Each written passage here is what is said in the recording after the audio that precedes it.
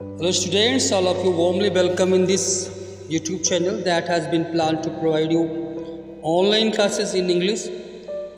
Students, from today we are going to start a new chapter from Hornbill, that is chapter 3, Discovering Truth. The saga continues. Students, the source of this chapter is the National Geographic volume 207 number 6, and this article was written by A.R. Williams. So before we start anything else, let us talk about the author first of all, Madam A.R. Williams. A.R. Williams or Anne Williams is a former senior writer for National Geographic magazine and online news, where she covered the world and all that is in it for almost 3 decades. She specialized in archaeology writing features that took her from Egypt to Alaska, a monthly piece for the Ancient Worlds section of the magazine, and news stories on the latest archaeological discoveries. Williams received a BA in Classical and Near Eastern Archaeology from Bryn Mawr College and an MA in West Asian Archaeology with minors in Egyptology and Akkadian cuneiform from the University of Toronto. She and her husband live in Silver Spring, Maryland, and travel whenever they get the chance. So this is a little about the author. Now let us move towards the chapter Discovering Truth. The saga continues. This provides a deep insight in man's desire to know and analyze the roots of our civilization. ये chapter है, ये deep insight देता है men's की desire के बारे में, और वो है कि अपनी सभ्यता की रूट्स को जानना और उसको एनालाइज करना. This passage transports us to Egypt. ये जो पैसेज है ये हमें इजिप्ट ट्रांसपोर्ट करता है, हमें इजिप्ट करता है. और as soon as the word we remind of the country Egypt, pyramids हमारे दिमाग में आता है, because Egypt is the land of pyramids, and also Egyptian civilization is one of the most ancient civilizations of the world. हमें pyramids के बारे में याद दिलाता है, और इन पिरामिड्स के अंदर ममीज बरीड है. ममीज के बारे में आप सभी लोग जानते ही होंगे. Mummies are the preserved dead bodies of the rich persons and the famous persons. So, as soon as we talk about the pyramids, mummies के बारे में दिमाग में आता है. The mummies are buried in those wonders of the world. had startling facts. उन mummies में startling facts छिपे हुए हैं that reveal about human life thousands of years ago, जो कि हजारों साल पहले ह्यूमन लाइफ के बारे में बताते हैं. Discovery of Tooth Tomb in 1922 inspired many archaeological researchers to speculate about what happened to him as he died an early and untimely death. अगर हम तुत के टूम्ब की डिस्कवरी की बात करें तो तुत के टूम्ब की डिस्कवरी पहली बार 1922 में मिस्टर हॉवर्ड कार्टर के द्वारा और तुत की डिस्कवरी ने ढेर सारे जो आर्कियोलॉजिकल रिसर्चर्स हैं उनको इस मामले में स्पेकुलेट करने के लिए इंस्पायर किया कि आखिर वो अपनी अनटाइमली और अर्ली डेथ के शिकार कैसे हो। Tutankhamun was the last heir of a powerful family. Last heir of a powerful family that had ruled Egypt and its empire for years. He died when he was just a teenager. His body was laid to rest with gold and eventually forgotten. Mister Tut जो थे वो जब teenage में थे अपने तभी वो मर गए और इनकी बॉडी को ढेर सारी गोल्ड के साथ लेट किया गया रेस्ट करने के लिए और फिर इनको भूल जाया गया। ये लेसन एनालाइज करता है the advanced studies that are made on the cause or causes of his death through CT scan, which offers new clues about his life and death by providing precise data for an accurate forensic reconstruction. So, हम लोग इस story इस chapter में जो article है इस article को पढ़ें उसके पहले हमें थोड़ा सा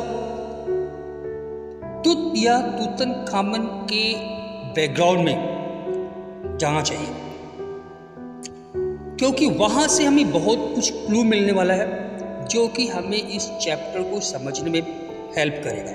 सो before we read the story before we read this archaeological article हम थोड़ा बात करेंगे regarding the background of this article. Tutankhamun. Tutankhamun, popularly known as Tut, an Egyptian pharaoh, lived from 1343 BC to 1325 BC. His tomb was discovered in the Valley of the Kings, a neighboring river Nile, by British archaeologist Howard Carter in the year 1922. Discovery of Tutankhamun's tomb containing his mummified body, numerous artifacts in gold, articles of daily use like precious oils, perfumes, cloths, created a sensational furore in the whole world. इनकी टूम को valley of Kings जो कि river Nile Egypt में है उसके बगल में इनकी जो है टूम को पाया गया और इसकी खोज किया ब्रिटिश आर्कियोलॉजिस्ट हावर्ड कार्टर ने। डिस्कवरी ऑफ तुतनखामुन, उसके टूम में उनकी ममीफाइड बॉडी मिली, न्यूमरस आर्टिफैक्ट्स मिले गोल्ड के बने हुए, आर्टिकल्स मिले डेली यूज के और प्रीसियस ऑयल्स, परफ्यूम्स, क्लॉथ्स, ये सब चीज़ें मिली जिसने कि उस समय के पूरी दुनिया में एक सेंसेशन पैदा कर दिया। The credit for the discovery of Tut's tomb and its glittering treasure justifiably goes to Howard Carter, who had been digging in the Valley of the Kings for the last 15 years, and the Earl of Carnarvon, who had funded the cost of excavations for the same period, as both were obsessed to discover the tomb of Tut, who had reigned more than 3,300 years ago. इनकी टूम की discovery का जो credit है वो जस्टिफाइबली दो लोगों को जाता है। पहले तो हावर्ड कार्टर, जो कि पिछले 15 सालों से उस एरिया में डिगिंग कर रहे थे, वैली ऑफ किंग्स को डिग आउट कर रहे थे, और दूसरे थे अर्ल ऑफ गार्नरवान, जिन्होंने एक्सकेवेशन के लिए पूरी फंडिंग दिया था।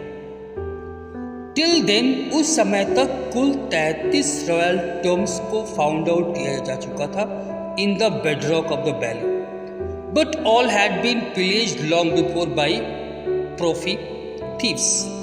लेकिन सबको, जितने भी थे, जो 33 रॉयल टॉम्ब्स थे, उन सबको पहले से लूट लिया गया था चोर कर।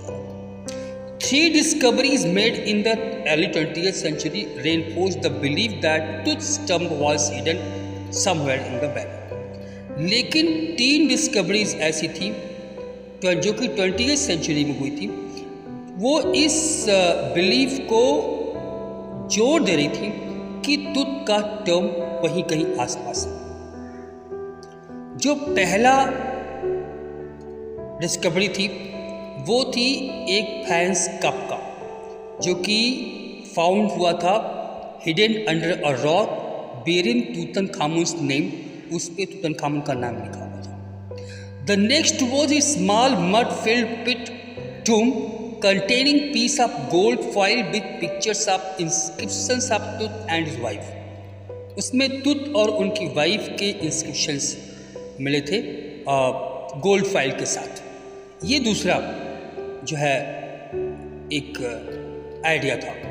And third was a cache pottery jars seal with Tut seal, एक कैचिया पोट्री जार्स थे, इस पे तुत की सील के द्वारा सील किया गया था। That contain linen wrapping, mourning wreaths and other articles connected with ancient Egyptian funerary rites. ये 3 जो है 20th सेंचुरी की डिस्कवरीज थी, जिन्होंने रेनफोर्स किया था इस बिलीफ को कि तुत का टुम्ब भी वहीं कहीं आसपास वैली में है। Finally, when the tomb was discovered, it took years to sort out and catalog 3,500 objects. जब डिस्कवर हुआ टूम को तो सालों लग गए हर चीज़ों को शार्ट आउट करने में और कैटलॉग करने में। लगभग 3,500 ऑब्जेक्ट्स थे वहाँ, जो कि पाए गए थे तुत की टूम के साथ, विच आर नाउ डिस्प्लेड, जो कि अभी इस समय कायरो म्यूजियम में रखे गए। इजिप्शियंस बिलीफ, जो इजिप्शियंस का बिलीफ है लाइफ में और लाइफ के डेथ के बाद की लाइफ में, belief in life after death, मतलब लाइफ आफ्टर डेथ में जो इजिप्शियंस का बिलीफ है, इंश्योर करता था that dead were buried with numerous articles. वो इंश्योर करता था कि इन लोगों को ढेर सारी आर्टिकल्स जो उनकी आवश्यकता की थी, लग्जरी की थी, उनके साथ इनके डेड बॉडीज को बरी किया होगा। जरा हम तुत के बारे में बात करते हैं अपने जीवन में, in life and in death. During Tutankhamun's grandfather, whose name was Amenhotep III, whose rule was 1386 to 1349 BC. During Amenhotep III's rule, Egypt was a prosperous state. After Amenhotep III's death, his son Amenhotep IV acceded to the throne, and around 1350 BC and proceeded to institute a religious reform of sweeping nature. Amenhotep III, जिसके समय में Egypt एक prosperous state था, उसकी मृत्यु के बाद आमेनहोटेप IV 1350 BC के आसपास थ्रोन पे आया और उसने एक रिलीजियस रिफॉर्म किया। He selected one god, the sun god, as the reigning deity, and according to his religious belief, changed his name to Akhenaten. उसने सन गॉड को रेनिंग डेटी के रूप में एक्सेप्ट किया और इस रिलीजियस बिलीफ के साथ अपने नाम को आमेनहोटेप III से एखेनेटन कर दिया। He also ordered the shutting down of old temples and destroyed the images and idols of the god Amun. उसने आमुन गॉड के इमेजेस आइडल्स सब डिस्ट्रॉय करा दिए और टेम्पल्स भी बंद करा दिए। इसका रूल लगभग 17 ईयर चला और उसके बाद Tutankhamun ascended the throne at the age of 9 in about 1334 BC. 1334 BC में 9 साल के तूतनखामुन साहब गद्दी पे बैठे एंड रूल टिल 1325 BC और ये लगभग 1325 BC तक रूल करते रहे। Tut was named Tutankhamun at birth as a sign of his family's devotion to the Aten. अब शुरुआत में इनके फादर जो है तूतनखैटन माने एटन गॉड के वर्शिपर थे, आमुन गॉड के को अपोज करते थे, इसलिए इनका नाम तूतनखैटन रखा गया इनके बर्थ के शाइन के रूप में, family devotion to the Aten god को शो करने के लिए। His reign lasted for about 9 years. इनका जो तुत का जो रूल था ये लगभग 9 साल तक का था and it was a period of economic prosperity but religious confusion as the young Tut reverted to the practice of old religion and change his name. यद्यपि इनका जो टाइम था वो इकोनॉमिक प्रॉस्पेरिटी का टाइम था, लेकिन रिलीजियस कन्फ्यूजन का भी टाइम था क्योंकि इन्होंने अपने परिवार की जो पुरानी धार्मिक प्रथा थी उसको रिवर्ट किया और ऐसा करते हुए doing this he changed his name from Tutankhaten to Tutankhamun, क्योंकि इन्हें अपने ओल्ड जो बीच में कुछ समय के लिए इनके फादर या जो भी थे वो बने थे उसको ख़त्म करके पुराने इनके ग्रैंडफादर ने जो सिस्टम था उसको चलाया गया। Tutankhamun died when he was 18 और 19 इयर्स ओल्ड। अच्छा, तूतनखामुन 18 और 19 इयर्स की ओल्ड में मर गए and the cause of his death is still a mystery, thus a CT scan after so many years. So, as per custom, Tutankhamun's corpse was mummified after the internal organs such as the brain, liver, lungs, intestine and viscera except the heart had been removed.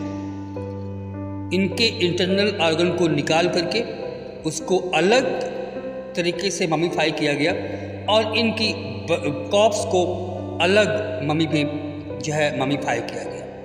The body was packed in a dry mineral called Natron. इनकी body को एक dry mineral जिसका नाम होता है Natron, जिससे कि वो डिहाइड्रेशन ना होने पाए, डिहाइड्रेशन से बचाने के लिए इसके मम्मी को नेट्रॉन में पैक किया गया एंड देन और फिर उसके बाद रेसिन्स, फिर गम्स और ऑयल्स जिससे इनकी बॉडी में महक बनी रहे, उसमें फाउल स्मेल ना पैदा हो जाए।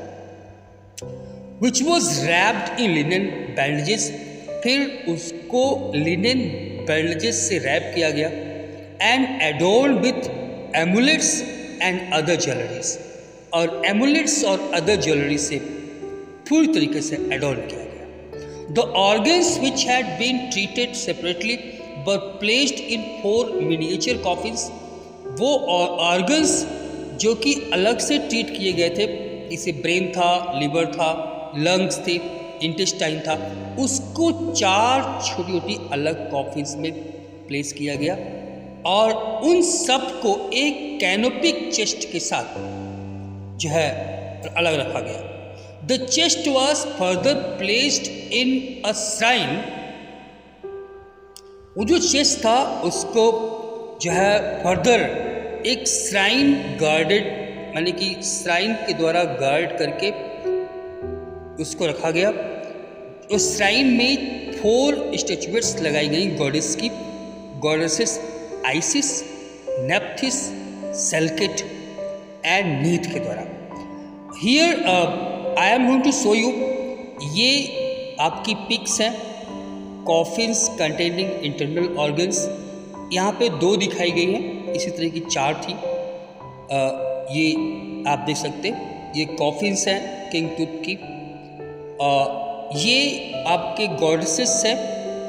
इस फिगर में आपके पास 3 गॉडेस दिखाई पड़ रही हैं, आइसिस, नीथ एंड नेप्थिस, और अलग से गॉडेस सेल्केट की एक अलग जो है श्राइन है, एक अलग स्टैचुएट है जो यहाँ पे आपके सामने मिक पिक में दिखाई पड़ रहा है। After that this is the figure of king tooth. ये एक अलग मम्मी में रखी गई थी। अगर हम बात करें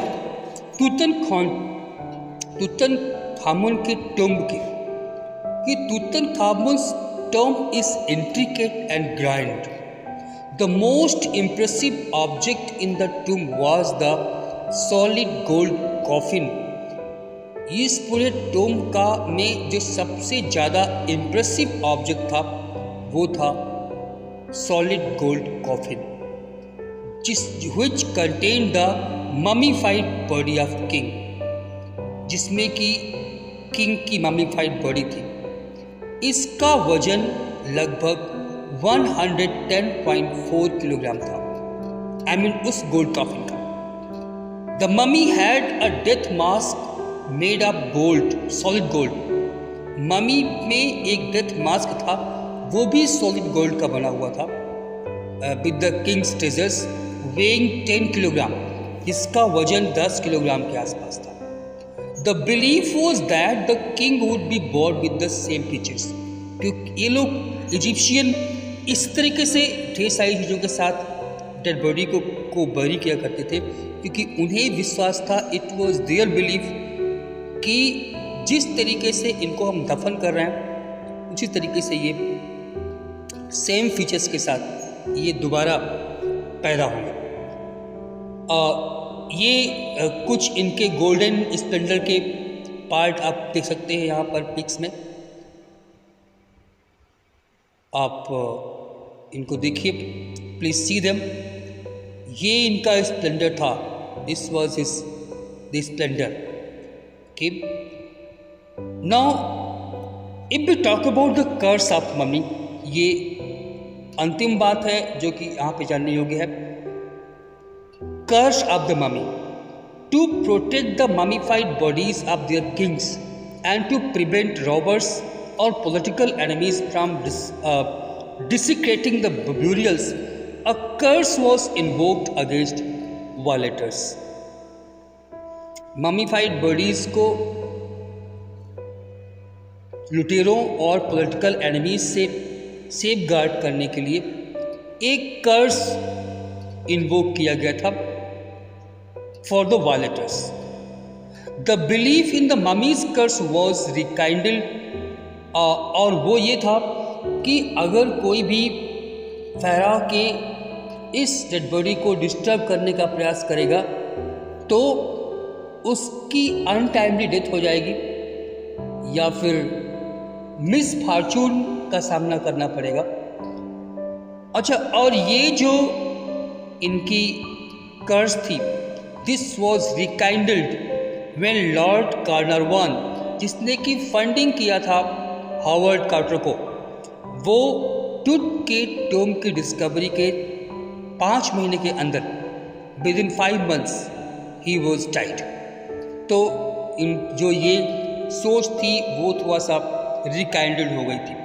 but the same course theory was refuted when Howard Carter, who should have been most affected, died peacefully at the age of 66 in the year 1939। लेकिन लॉर्ड कैनरवॉन जिसने फंडिंग किया था उनके ऊपर तो लागू हुआ ये कर्ज, लेकिन हॉवर्ड कार्टर जिनके ऊपर सबसे ज़्यादा लागू होना चाहिए था, क्योंकि पूरी की पूरी डिग्री इन्होंने कराई थी, उनके ऊपर ये कर्ज लागू नहीं हुआ।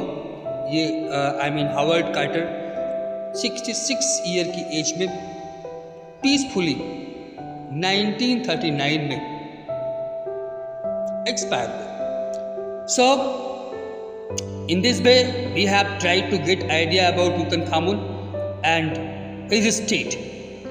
Let us start the explanation of the chapter discovering Tut, the saga continues. He was just a teenager when he died, the last heir of a powerful family that had ruled Egypt and its empire for centuries. He was laid to rest, laden with gold, and eventually forgotten. So, Tutankhamun, also known as Tut, was a teenager when he died. He was the last successor of his powerful pharaoh dynasty, which ruled Egypt and its empire for centuries. He was laid on rest. So, कई सालों तक Egypt पे इनकी dynasty ने rule किया था। उसके ये अंतिम पावरफुल अंतिम एयर थे ये, और इनकी मृत्यु के बाद इनको he was laid on rest heavily loaded with gold. His tomb was discovered in, और उसके बाद उनको भूल जाया गया. He was forgotten. Since the discovery of his tomb in 1922 में इनके टूम की डिस्कवरी हुई. The modern world has speculated about what happened to him. जो मॉडर्न वर्ल्ड था उसने स्पेकुलेट किया कि आखिर उनके साथ क्या हुआ होगा. मर्डर की सबसे ज़्यादा जो है संभावना थी, murder being the most extreme possibility. Now living his tomb for the first time in almost 80 years, Tut has undergone a CT scan.